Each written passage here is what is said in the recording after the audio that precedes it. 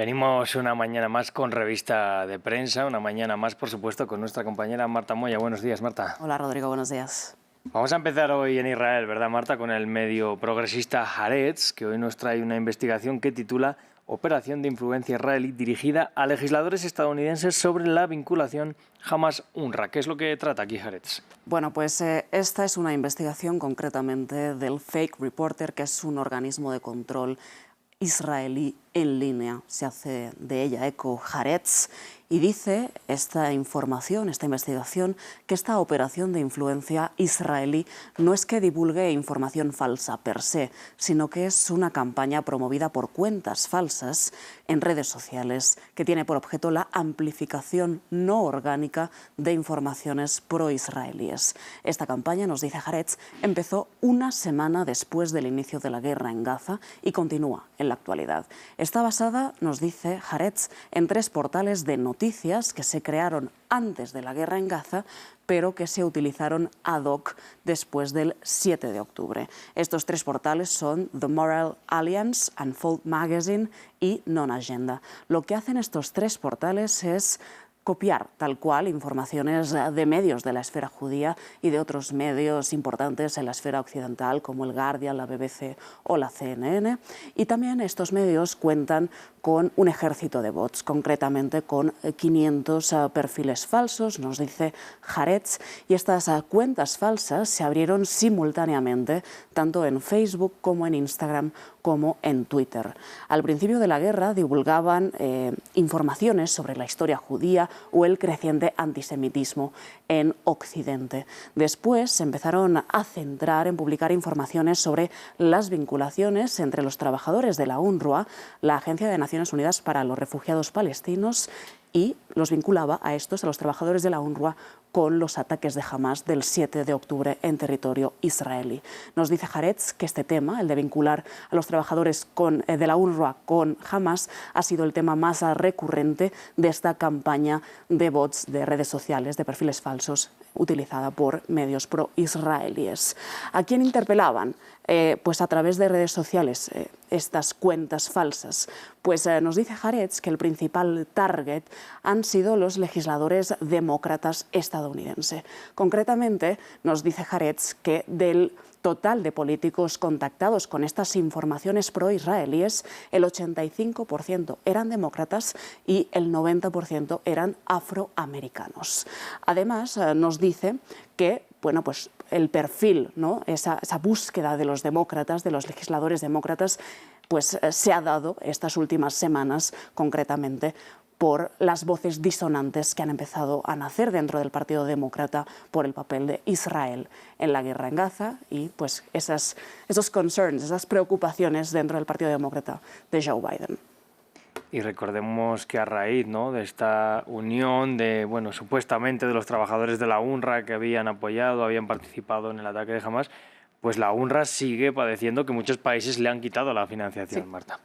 Bueno, vamos a quedarnos en Medio Oriente, pero hablamos ahora del medio Libération, de ese medio francés, que habla también acerca de Mahmoud Abbas y su sucesión como líder palestino.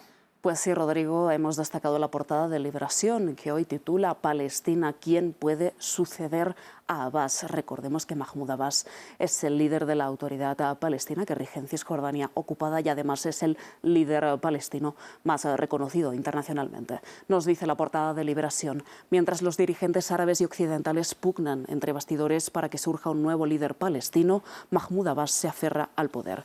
Hemos destacado también el editorial que acompaña a esta portada de Liberación, un editorial que firma Alexandra Schwadbrot y que nos dice así: desde el 7 de octubre Mahmoud Abbas ha sido una especie de elefante en la habitación, escondido en su fortaleza. Es un hombre invisible, ineficaz e impotente al frente de una autoridad palestina fosilizada y corrupta. Nos dice este editorial de Liberación, al calor de toda esta información, que todo el mundo sabe, tanto en las cancillerías como incluso en los campos de refugiados palestinos, que cuando acabe la guerra Mahmoud Abbas no será quien lidere ese día de después.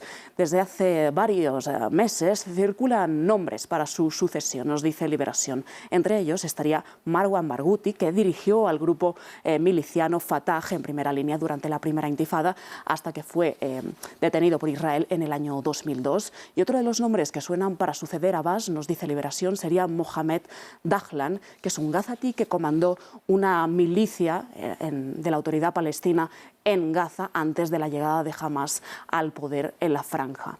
Dice que este chico, esta persona, Mohamed Dahlan, ahora mismo es refugiado en Emiratos Árabes Unidos.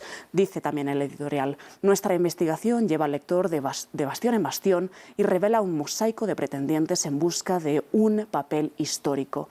El terreno aún es demasiado fluido para que surja una solución, pero una cosa es segura: se está preparando el relevo de Mahmoud Abbas. Y es que, Marta, hablamos mucho de la guerra, desde luego debe ser el principal foco por todo el sufrimiento que está pasando allí, pero es que la línea política entre bastidores se está moviendo mucho porque es muy importante lo que hay en juego también. Totalmente. Bueno, vamos a cerrar hoy en Brasil porque las portadas de los medios hoy son monográficas después de esa acusación, ¿no?, contra Jair Bolsonaro por supuestamente haber falsificado, si no me confundo, ese pasaporte COVID. Efectivamente, todas las portadas hablan hoy de ello. Vamos a empezar por O Globo, que titula hoy: investigación concluida. La Policía Federal acusa a Bolsonaro de fraude en el caso de la cartilla de vacunación. El expresidente, su mano derecha, Mauro Cid, y otras 15 personas son acusadas de falsificar los comprobantes de la cartilla de vacunación del COVID-19, no solo el de Bolsonaro, también el de su hija. La Folla de Sao Paulo nos titula hoy: la Policía Federal acusa a Bolsonaro en el caso de la falsificación de la cartilla de vacunación. La policía además ve un vínculo entre este caso y el intento de golpe de Estado que promovió a Bolsonaro y sus aliados para intentar impedir el gobierno de Lula da Silva tras las elecciones de octubre de 2022.